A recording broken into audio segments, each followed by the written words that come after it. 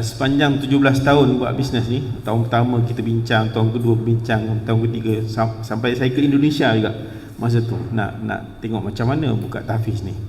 Tapi saya tengok benda tu ada orang yang lebih ahli sebenarnya untuk buka tahfiz ni. Bukannya mungkin jalan yang paling terbaik untuk kami sebagai usahawan ni adalah membantu tahfiz untuk mengumpul dana ataupun memberi kaedah macam mana infak tu, ataupun sebab kita tahu bila menguruskan sekolah ni bukan satu benda yang senang. Mengurus syarikat pun agak perit, lagilah nak menguruskan tahfiz. Cabaran saya tu besar.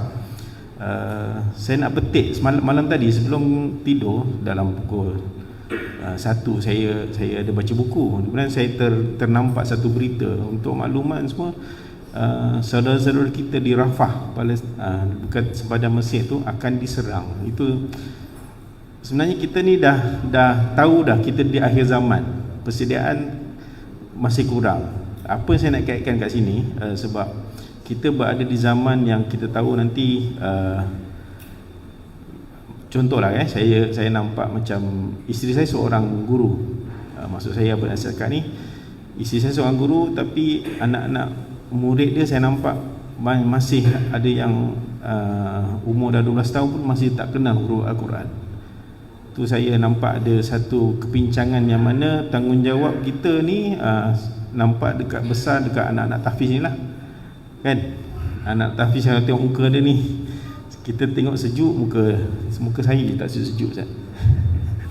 Tapi dengan adanya usaha membangunkan tahfiz, kita berharap generasi inilah yang akan membimbing generasi-generasi akan datang. Sebab kita tengok keadaan sekarang ni, Al-Quran macam baru ni ada perkongsian daripada satu doktor dia cakap, kita ni kalau ada masa untuk makan, untuk tidur, untuk baca sosial media, buka telefon, buka dan sebagainya, tapi tak ada satu masa pun untuk Al-Quran tu, maknanya bukannya kita sibuk, tapi Allah sedang menutup kita punya pintu ataupun peluang untuk kita nak buat kebaikan.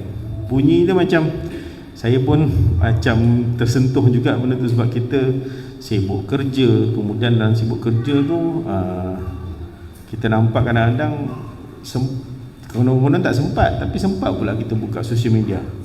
So bila benda tu terjadi, maknanya kita nampak mungkin untuk renungan, bukan kata kita ni sibuk apa ni, sampai tak boleh buka Al-Quran langsung, tapi nak menyentik hati kita, mengatakan bahawa sekurang-kurangnya bukalah, berilah satu masa untuk Al-Quran. Macam anak-anak tahfiznya, alhamdulillah, mungkin saya rasa 24 jam dia orang tu lebih daripada 60% memang buka Al-Quran je, insya-Allah. So saya kalau boleh macam anak-anak tahfiz dia orang dekat dengan Al-Quran, doakan kita semua ni lah agar sentiasa dalam rahmat Allah, sentiasa dekat dengan Al-Quran. Okey, itu je lah kongsian ilmu. Saya tajuk terkejut saya Ustaz, nak kongsi ilmu. Apa-apa saya ucapkan terima kasih kepada Ustaz Husni sebab memberi peluang kepada kami untuk memanfaatkan ruang seminar ni. InsyaAllah ruang seminar ni kita akan buka lagi untuk pengajian kitab. Sebab bila buat pengajian kitab ni, saya nampak bila kita berkala, insyaAllah kita akan, memang Ustaz kata mula-mula tak ada orang ni kalau tak ada anak tahfiz, tak ada, kan? Tapi insyaAllah kolaborasi untuk dengan Pusat Tahfiz ni, insyaAllah bilik ni juga saya dalam plan mungkin nak buka kelas macam kelas komputer ke, atau kelas kemahiran komputer untuk anak-anak tahfiz. InsyaAllah dalam bilik ni mungkin saya bincang dengan Ustaz Husni ataupun Ustaz Ashraf, dia ada anak-anak tahfiz.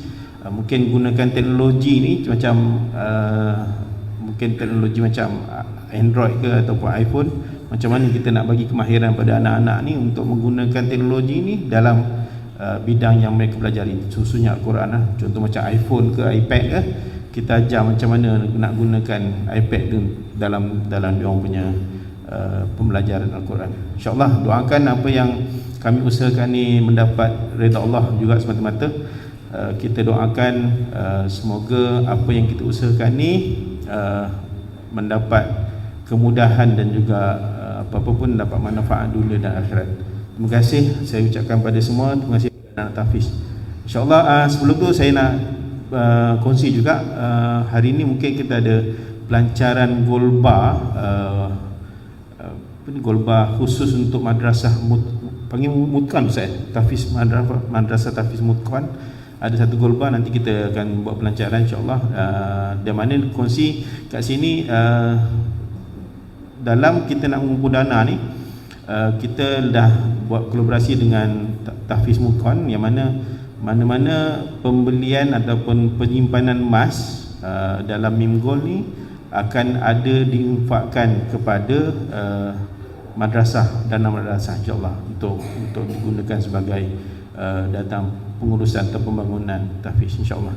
Terima kasih saya ucapkan wabillahi taufiq wal hidayah. Wassalamualaikum warahmatullahi wabarakatuh.